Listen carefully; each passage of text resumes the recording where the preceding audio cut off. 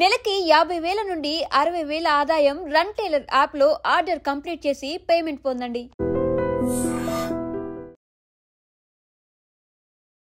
నమస్తే, welcome to I dream talking point with కవిత.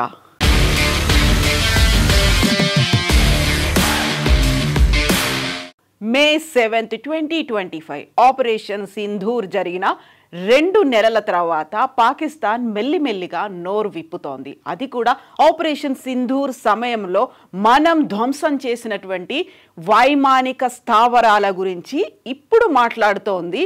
ఇంతకాలం భయంగా గడిపినటువంటి పాకిస్తాన్ మెల్లిగా గొంతు సవరించుకొని బయటి ప్రపంచానికి ఆ రోజు ఏం జరిగిందో చెప్పేటువంటి ప్రయత్నం చేస్తోంది. అందులోనూ ప్రధానంగా పాకిస్తాన్ ప్రధాని షహబాజ్ షరీఫ్ ప్రధాన సలహాదారు రానా నసీఫుల్లా చేసినటువంటి వ్యాఖ్యలు ఇప్పుడు కీలకంగా మారుతున్నాయి. ఆ ఆపరేషన్ సింధూర్ సమయంలో భారతదేశ త్రివిధ దళాలు ప్రయోగించినటువంటి అస్త్రాల గురించి, అందులోనూ ప్రధానంగా బ్రహ్మోస్ అండ్ సుకోయ్ల గురించి మాట్లాడుతున్నారు రానా. అందులోనూ ప్రధానంగా ప్రధాని సలహాదారు రానా సనావుల్లా తను చేసినటువంటి వ్యాఖ్యలు, అందులోనూ ఇంటర్వ్యూకి ఇచ్చినటువంటి వ్యాఖ్యలు, మాకు కేవలం 30 నుంచి 45 సెకండ్ల సమయం మాత్రమే మిగిలి ఉంది నిర్ణయం తీసుకోవడానికి. బ్రహ్మోస్ క్షిపణి ద్వారా న్యూక్లియర్ వార్ హెడ్ని భారతదేశం ఏమైనా ప్రయోగించిందా అని తెలుసుకోవడానికి హార్డ్లీ మాకు 30 to 45 సెకండ్స్ టైం మాత్రమే ఉంది. థ్యాంక్స్ టు సో మేము భారతదేశం మంచి పని చేసిందని చెప్పట్లేదు, కానీ ఒకవేళ బ్రహ్మోస్ క్షిపణి నుంచి న్యూక్లియర్ వార్ హెడ్ను కనుక భారతదేశం ప్రయోగించి ఉంటే, మేము ఇమ్మీడియట్గా రియాక్ట్ అయ్యి ఉంటే ప్రపంచంలో ఒక అణ్వాయుధానికి సంబంధించినటువంటి యుద్ధం జరిగేది, న్యూక్లియర్ వార్ జరిగేది.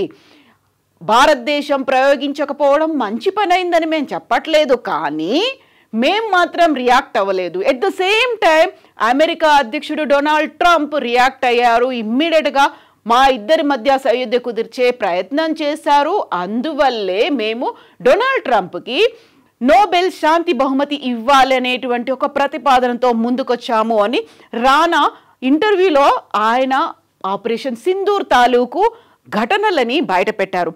యాక్చువల్గా ఆ రోజు ఆపరేషన్ సింధూర్లో ఏం జరిగింది? భారతదేశానికి చెందినటువంటి మిలిటరీ అండ్ ఎయిర్ ఫోర్స్ త్రివిధ దళాలకి చెందినటువంటి ఉన్నతాధికారులు ఆ రోజు జరిగినటువంటి అటాక్ల గురించి చెప్పారు, ప్రెసిషన్ స్ట్రైక్స్ గురించి చెప్పారు. ఖచ్చితంగా తీవ్రవాదులు, ఉగ్ర స్థావరాలు ఉన్నటువంటి వాటి మీద అటాక్ చేశాము, అట్ ద సేమ్ టైం వైమానిక స్థావరాల మీద కూడా దాడి చేశాము అనేది త్రివిధ దళాలకి చెందినటువంటి అధికారులు అనౌన్స్ చేశారు. అందులోనూ వైమానిక స్థావరాలు రావల్పిండికి సమీపంలో ఉన్నటువంటి నూర్ ఖాన్కి సంబంధించి నూర్ ఖాన్ సైనిక స్థావరం, దాని మీద అటాక్ జరిగినప్పుడు మాకు కేవలం 30 to 45 సెకండ్స్ సమయం మాత్రమే ఉంది అనేటువంటి నిర్ణయం, ఒక నిర్ణయం తీసుకోవడానికి, ఒక కీలకమైనటువంటి డెసిషన్ తీసుకోవడానికి చాలా తక్కువ సమయం ఉంది. అప్పుడు మాత్రం మేము చాలా సంయమనంగా వ్యవహరించాము అనేది రానా చెప్తున్నటువంటి మాటలు. రఫీకి మురీద్, నూర్ ఖాన్, రహీం యార్ ఖాన్, నుక్కర్ తదితర కీలకమైనటువంటి వైమానిక స్థావరాల మీద భారతదేశం దాడి చేసింది. పర్టికులర్గా ఈ నూర్ ఖాన్ వైమానిక స్థావరం గురించి ఎందుకు అంతలా భయపడ్డారు అంటే, అక్కడ గగనతల రీఫ్యూయల్ ట్యాంకర్ విమానాలు ఉన్నాయి, భారీ రవాణా విమానాలు కూడా ఉన్నాయి. కాబట్టి ఒకవేళ న్యూక్లియర్ వార్ హెడ్స్ని కూడా బ్రహ్మోస్ క్షిపణి ఏమైనా తీసుకొచ్చిందేమో అనేటువంటి భయపడ్డాము అని చెప్తున్నారు. యాక్చువల్గా అటు సుకోయ్ కావచ్చు, ఇటు బ్రహ్మోస్ క్షిపణులు కావచ్చు, ఎందుకని అంత భయంకరమైనవి శత్రు స్థావరాల మీద ఎందుకని అటాక్ చేశాయి, వాటి గురించి ఎందుకని భయపడ్డారు? సో మనం ఇప్పుడు సుకోయ్కి సంబంధించి చూద్దాము. సుకోయ్ అనేది భారతదేశ వైమానిక దళానికి ఒక బ్యాక్ బోన్గా చెప్తుంటారు. సుకోయ్ యుద్ధ విమానాలు, రష్యా నుంచి 300 సుకోయ్ యుద్ధ విమానాలకు సంబంధించి ఒప్పందం జరిగింది. అందులో 260 సుకోయ్ యుద్ధ విమానాలు ప్రస్తుతం మన దగ్గర ఉన్నాయి. సుకోయ్ యుద్ధ విమానాలకు సంబంధించినటువంటి మేజర్ అండ్ క్రూషియల్ ఫీచర్స్ కనుక చూస్తే, ఇది ట్విన్ ఇంజన్ ఉంటుంది అండ్ 2 క్రూ మెంబర్స్ మాత్రమే ఉంటారు. సుకోయ్ యుద్ధ విమానంలో 2 మాత్రమే ప్రయాణించేలా ఉంటుంది. సో టర్బోజెట్ ఇంజన్ 117S అనేది క్రూ 2 ఉంటారు. ఆర్మామెంట్ 8 టన్స్ ఉంటుంది అండ్ కంబాట్ రేడియస్ 1500 కిలోమీటర్ల వరకు కంబాట్ రేడియస్ అనేది ఉంటుంది. Maximum speed 2125 kilometers per hour ఇది జర్నీ చేస్తుంది. Maximum take off weight 34.5 tons అనేది ఉంటుంది. సో ఇది రాడార్లు ఉంటాయి, గన్ అండ్ మొత్తంగా హైట్ ఎంత ఉంది, విడ్త్ ఎంత ఉంది అని చూస్తే దీనికి వెడల్పు 14.7 మీటర్స్ ఉంటుంది అండ్ పొడవు 21.9 మీటర్స్ ఉంటుంది. ఇంక్లూడింగ్ గన్ రేంజ్తో కనుక చూస్తే 30 మీటర్స్ అనేది ఉంటుంది. ఇది ట్విన్ ఇంజన్ 2 సీటర్. ఇది మన రక్షణ వ్యవస్థలో చేరినటువంటి కీలకమైనటువంటి యుద్ధ విమానం సుఖోయ్కి సంబంధించి సుఖోయ్ 30 SM-2. ఈ యుద్ధ విమానం ద్వారానే మనం బ్రహ్మోస్ క్షిపణులని ప్రయోగించాము. బ్రహ్మోస్ క్షిపణి కూడా న్యూక్లియర్ వార్ హెడ్ని ఏమైనా తీసుకెళ్ళిందా అనే భయమే వాళ్ళకి కలిగింది. సో దీన్ని మల్టీ రోల్ ఫైటర్గా చెప్తూ ఉంటారు. యాక్చువల్గా సుఖోయ్ 30 MKI గురించి మాట్లాడుకుంటే the best of modern fighters produce for export అనేది బ్రిటన్స్ ఫ్లైట్ మ్యాగజైన్ దీన్ని అభివర్ణించింది. డిజైనర్ రష్యాకు చెందినటువంటి సుఖోయ్ డిజైన్ బ్యూరో దీన్ని తయారు చేసింది. 1997లో మొట్టమొదటి సుఖోయ్ యుద్ధ విమానం తయారైంది. ప్రొడక్షన్ అనేది 2000 నుంచి స్టార్ట్ అయింది and number produced over 120 air crafts as of September 2009 కల్లా ప్రొడ్యూస్ చేసింది. దాదాపుగా $40 మిలియన్ ఒక సుఖోయ్ యుద్ధ విమానానికి అవుతుంది. సో జనరల్ క్యారెక్టరిస్టిక్స్ ఉన్నాయి. ఇందులో పాటుగా టేక్ ఆఫ్ వెయిట్ అనేది 24,900 కిలోలు ఉంటుంది. మ్యాక్సిమం 38,800 కెపాసిటీని ఇది టేక్ ఆఫ్ టైంలో భరించగలుగుతుంది. So range without in flight refuelling kilometres, in flight refuelling లేకుండా 3,000 కిలోమీటర్ల వరకు ఇది వెళ్ళగలుగుతుంది. మొత్తంగా ఇంతకుముందు చెప్పుకున్నట్టుగా 2 క్రూ మెంబర్స్ ఇందులో ఉంటారు. So built in single barrel 30 mm తయారైంది. Up to 6 guided air to ఎయిర్ మిసైల్స్ని ఇది క్యారీ చేస్తూ up to 6 guided air to surface మిసైల్స్ని అప్ టు 6 లేజర్ గైడెడ్ బాంబ్స్ని కూడా ఇది క్యారీ చేయొచ్చు. అప్ టు 8,500 kg క్లస్టర్ బాంబ్స్ని అప్ టు 80 అన్గైడెడ్ రాకెట్స్ని ఇది మోయగలుగుతుంది. అండ్ ఇప్పుడు మనం బ్రహ్మోస్ గురించి మాట్లాడుకుంటే బ్రహ్మోస్ క్షిపణి అనేది దీన్ని కూడా రష్యా తయారు చేసింది. ఇండిజీనియస్ టెక్నాలజీతో భారతదేశం కూడా డెవలప్ చేసుకున్నటువంటి ఈ బ్రహ్మోస్ క్షిపణికి సంబంధించి అత్యంత కీలకమైనటువంటి విషయం ఇది 3 రకాలుగా కూడా ఈ బ్రహ్మోస్ క్షిపణిని మనం క్యారీ చేయొచ్చు. అందులోనూ సబ్మెరైన్స్లో క్యారీ చేయొచ్చు, షిప్లో క్యారీ చేయొచ్చు, ల్యాండ్ మీద క్యారీ చేయొచ్చు, ఎయిర్లో క్యారీ చేయొచ్చు. అంటే త్రివిధ దళాల్లో దీన్ని ఉపయోగించుకునేలా దీన్ని డిజైన్ చేశారు. యాక్చువల్గా బ్రహ్మోస్ అనే పేరు కూడా చాలా టిపికల్గా పెట్టారు. మన భారతదేశంలో ఉన్నటువంటి బ్రహ్మపుత్ర నది, రష్యాకు చెందినటువంటి మోస్క్వా అనే నది, ఈ 2 నదులు కలిసినట్టుగా బ్రహ్మోస్ క్షిపణిని తయారు చేశారు.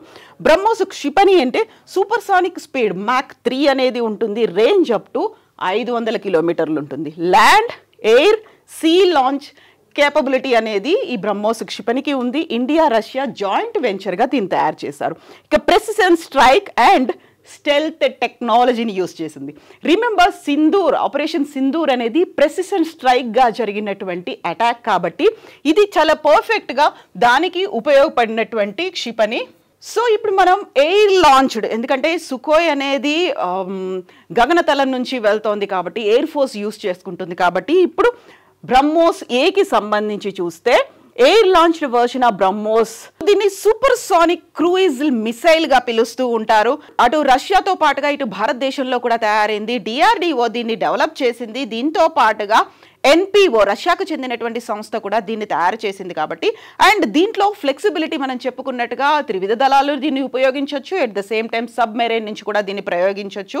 ఇక బ్రహ్మోస్కి సంబంధించి చూసుకుంటే క్రూయిజ్ మిసైల్గా ఉపయోగపడుతుంది. Air launched cruise missile, anti ship missile, land attack missile, surface to surface missile, submarine launched missiles, ఇలా ఇన్ని రకాలుగా ఈ మిసైల్ని ఉపయోగించుకోవచ్చు.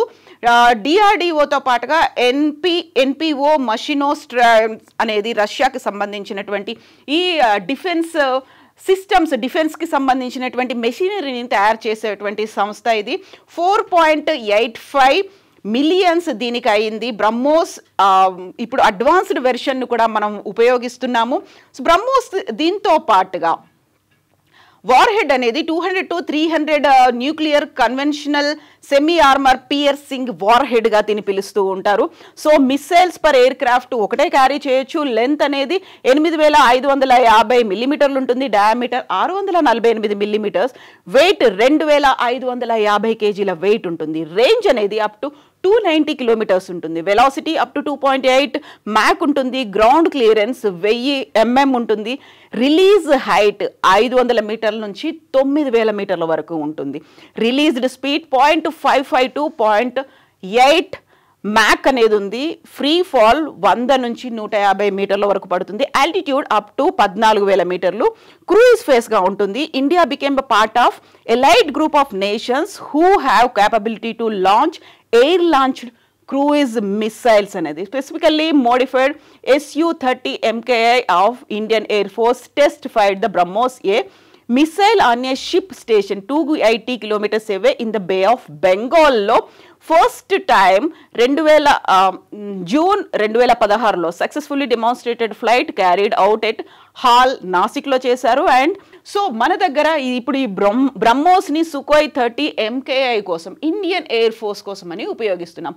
సో ఇలాంటి సూపర్ ఫీచర్స్ అన్నీ అటు బ్రహ్మోస్కి ఇటు సుఖోయ్కి ఉండడంతో ఇప్పుడు సుఖోయ్ బ్రహ్మోస్ని క్యారీ చేసింది. బ్రహ్మోస్ న్యూక్లియర్ వార్ హెడ్ని ఏమైనా క్యారీ చేసిందా? ఆ భయం అనేది పాకిస్తాన్కి ఉండింది.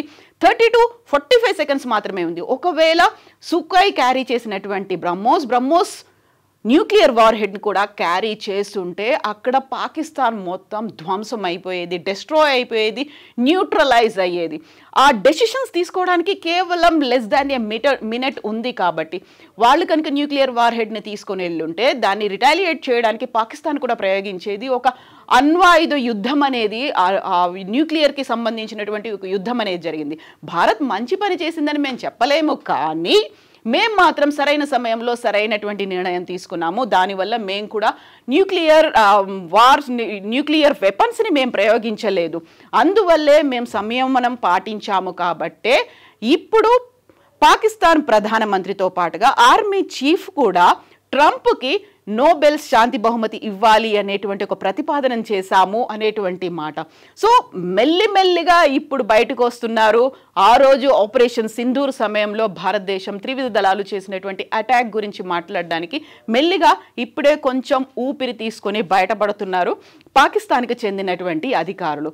సో ఓవరాల్గా అయితే మనం చేసినటువంటి పని న్యూక్లియర్ వెపన్స్ని మనం ప్రయోగించలేదు, చాలా సంయమనంగా మనం ఉన్నాం. కానీ ఒక బయట పడలేకుండా ఇండైరెక్ట్గా మేమే గొప్ప అని చెప్పుకునే ప్రయత్నాన్ని మాత్రం పాకిస్తాన్ చేస్తూ వస్తుంది. అందులోనూ ట్రంప్ మధ్యవర్తిత్వం వహించడం వల్లే న్యూక్లియర్ వార్ అనేది జరగకుండా ఉంది అనేటువంటి మాట. యాక్చువల్గా ఆపరేషన్ సింధూర్ తర్వాత ఇప్పుడు ఎందుకని మెల్లిమెల్లిగా మాట్లాడుతోంది పాకిస్తాన్? 2 నెలల సమయం పట్టిందా ఊపిరి తీసుకోవడానికి, లేకుంటే సింధూర్ తర్వాత జరిగినటువంటి ఆ ఇంపాక్ట్, ఆ ఎఫెక్ట్ నుంచి మెల్లిమెల్లిగా ఇప్పుడే బయటపడుతోందా? మీరేమనుకుంటున్నారు? కామెంట్స్ రూపంలో తెలియచేయండి.